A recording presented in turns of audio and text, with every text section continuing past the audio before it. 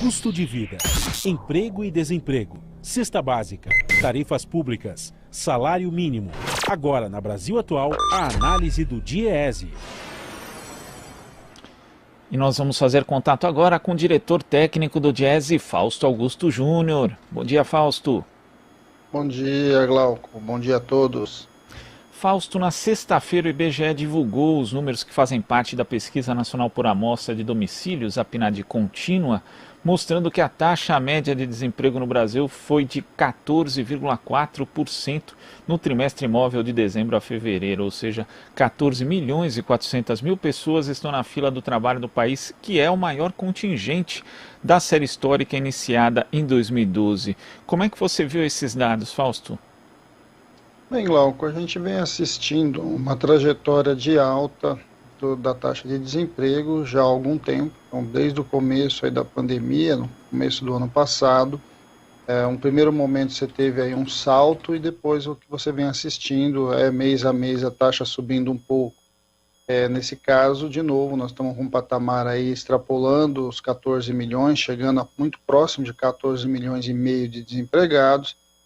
E ao mesmo tempo, quando a gente compara os dados, né, desse período com o equivalente do ano passado, você tem quase 8 milhões, mais de 8 milhões de pessoas que saíram também do mercado. Então, quando a gente olha para esses dois dados, a gente vê que a taxa de desemprego hoje, que pega aí 14,4 milhões, na verdade ela se soma aos mais de 8 milhões que saíram do mercado de trabalho e que, de alguma forma, conforme o isolamento social vai diminuindo, conforme algumas oportunidades de trabalho vão se anunciando, essas pessoas vão regressando ao mercado de trabalho, ou seja, vai ampliando a própria taxa de desemprego. Ao mesmo tempo, nós estamos com uma taxa de subutilização bastante acentuada, mais de 30%, o que coloca também ali uma série de pressões aí para o mercado de trabalho. O que vai mostrando é que, de fato, a economia está bem aquém do desejado, ela não consegue gerar os postos de trabalho necessários, inclusive em diversos setores. A gente tem visto, por exemplo, o caso do trabalho doméstico, que também teve uma perda de contingente de trabalhadores bastante acentuada nesse período, que de certo modo dialoga ali com o que nós estamos vendo no mundo real. Ao mesmo tempo, você vai percebendo que o embate aí sobre o isolamento social versus o afrouxamento, no meio dessa confusão que se tornou a disputa pela narrativa da pandemia, vai se colocando como um grande desafio. Sem você ter vacinação em massa, sem você minimamente conseguir equiparar aí aos que os países principais estão caminhando, ou seja, chegando a faixas etárias mais produtivas do ponto de vista do mercado de trabalho, a gente ainda vai assistir muita dificuldade. E vale lembrar, né, a situação brasileira já estava muito ruim do ponto de vista do mercado de trabalho antes mesmo da pandemia, e que, de certo modo, a pandemia acentuou essas dificuldades, essas desigualdades, esse baixo crescimento, o que coloca para nós um desafio maior ainda. Quer dizer, de alguma forma, o que a gente está assistindo é algo que já havia sendo previsto, que era conforme a pandemia e o isolamento vai diminuindo, a taxa de desemprego vai crescendo e vai explicitando os dilemas da nossa economia. Fausto, inclusive, a analista de pesquisa do IBGE, Adriana Bering, deu uma declaração falando o seguinte: o trimestre volta a repetir a preponderância do trabalho informal, reforçando movimentos que já vimos em outras divulgações, a importância do trabalhador por conta própria para a manutenção da ocupação.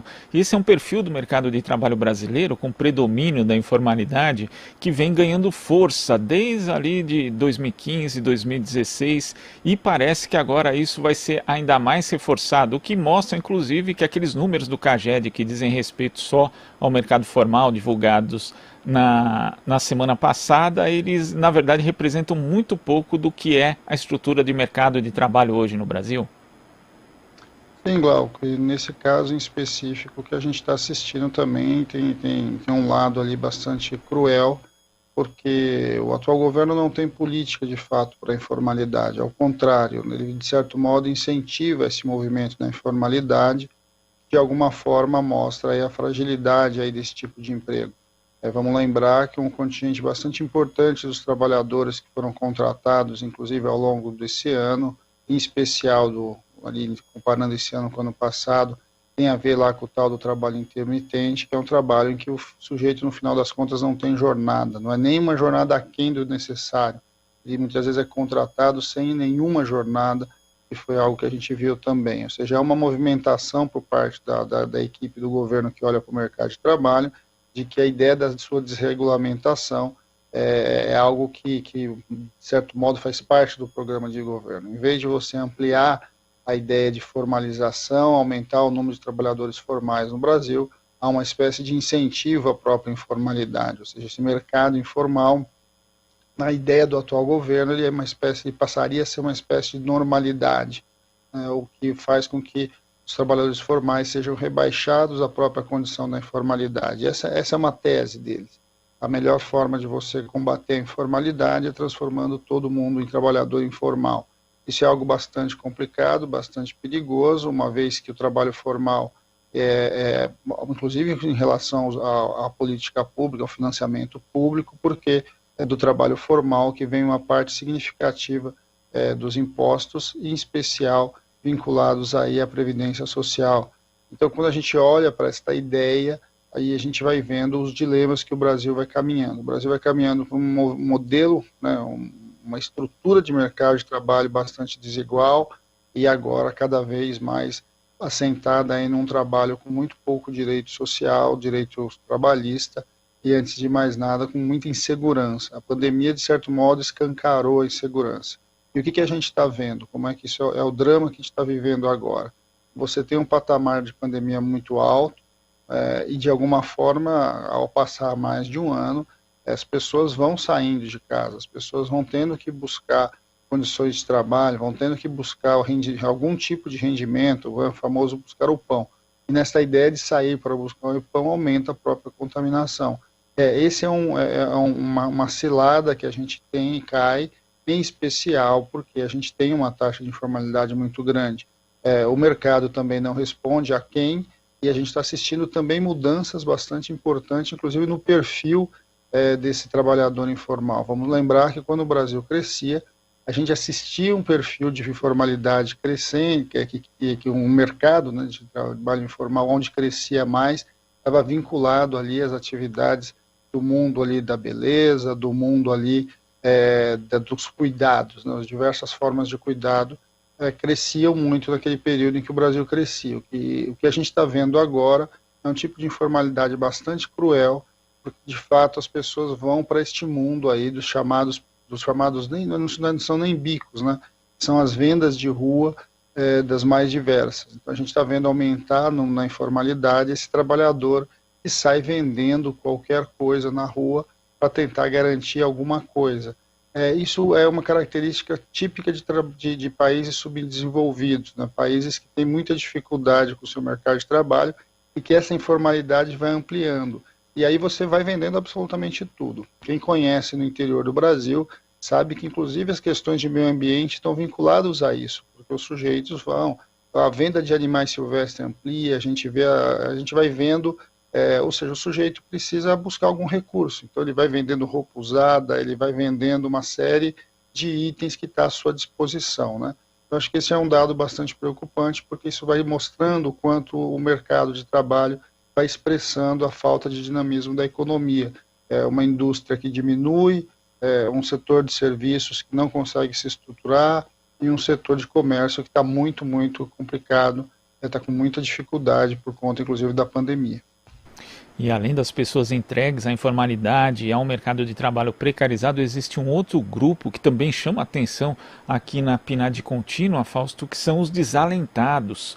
Né? É um grupo que cresceu aqui, quando a gente considera o trimestre imóvel, 26,8% diante do mesmo período de 2020. Né? As pessoas que não buscaram trabalho, que até gostariam de trabalhar, estavam disponíveis, mas que acabaram não procurando. Né? E a gente sabe os impactos, primeiro, psíquicos mesmo, né, nessas pessoas, também nas suas famílias, por conta dessa situação de desalento, e também os efeitos disso na economia mesmo, né, já que uma pessoa em situação de desalento não vai consumir, não vai projetar qualquer tipo de futuro próximo. Isso é um fenômeno social que também preocupa, Fausto. Não, preocupa bastante, Glauco. Primeiro porque o Brasil tem uma pirâmide etária, né, ou seja, o número de pessoas que entram no mercado de trabalho na idade de mercado de trabalho muito favorável, né? Ou seja, o Brasil hoje é um país tipicamente caminhando do país jovem para um país maduro, que significa que a grande quantidade de contingência de mão de obra está sendo desperdiçada. O Brasil está perdendo um momento histórico dele, ele tem ali mão de obra para operar, para construir o país, vai pagar um preço muito alto, porque a construção que deveria estar sendo feito agora, de certo modo, vai cobrar o seu preço ali na frente, quando o número de pessoas disponíveis para o trabalho tende a se reduzir. A questão do desalento é algo também que preocupa, porque a gente vai, de certo modo, além de perdendo essas pessoas, é bom lembrar que quanto mais tempo a pessoa fica fora do mercado de trabalho, mais difícil para ela voltar. E aí você vai precisar claramente de políticas ativas que recupere essas pessoas no mercado de trabalho. Não é algo muito simples quando você tem um grupo de pessoas que vão saindo do mercado, vão se desatualizando, vão se distanciando do mundo real ali da produção e de alguma forma vão se limitando normalmente ao próprio trabalho familiar, que a gente vai chamar de trabalho improdutivo, né, o trabalho reprodutivo, vão se limitando a algumas coisas, né, muito pequenas ali para conseguir alguma renda, ou então vão vivendo ali na dependência mesmo da sua família ou de alguns programas sociais específicos. Então, assim, essa é uma característica bastante complicada quando a gente pensa o Brasil para frente, porque o Brasil disso para frente vai precisar de mais pessoas qualificadas e que vão perdendo qualificação, inclusive na sua composição. Muitas vezes a gente olha para esse número de desalentados e você imagina que esses trabalhadores são os trabalhadores mais pobres, né, que são aqueles trabalhadores que têm mais dificuldade, mas não é verdade, não é só isso que tem de desalentado. Muitos dos desalentados, inclusive, que você tem hoje, são pessoas que de alguma forma conseguiram construir alguma poupança e por nenhuma expectativa que ele tem de volta ao mercado de trabalho, ele queima essa sua poupança. Você também tem jovens que deveriam ter ingressado, saindo das universidades, depois de um longo investimento, e que também não conseguem emprego, não conseguem colocação no mercado, então eles também ficam fora do mercado, normalmente ainda na casa dos pais e etc. Tudo isso é um grande desperdício, né, de mão de obra e conhecimento, mas também isso vai cobrar um preço lá na frente, porque essas pessoas vão, de certo modo, em vez de se aperfeiçoando, elas vão se distanciando do mercado, o que é algo bastante grave pensando o Brasil do futuro. Sem dúvida, é algo que precisa também receber a atenção das políticas públicas, como muita coisa relativa ao mercado de trabalho que infelizmente não é merecedora de atenção hoje. Fausto, muito obrigado pela sua participação aqui no Jornal Brasil Atual e até a próxima. Até a próxima, Glauco. Bom dia a todos novamente. Bom dia. Conversamos aqui com o diretor técnico do Diese, Fausto Augusto Júnior.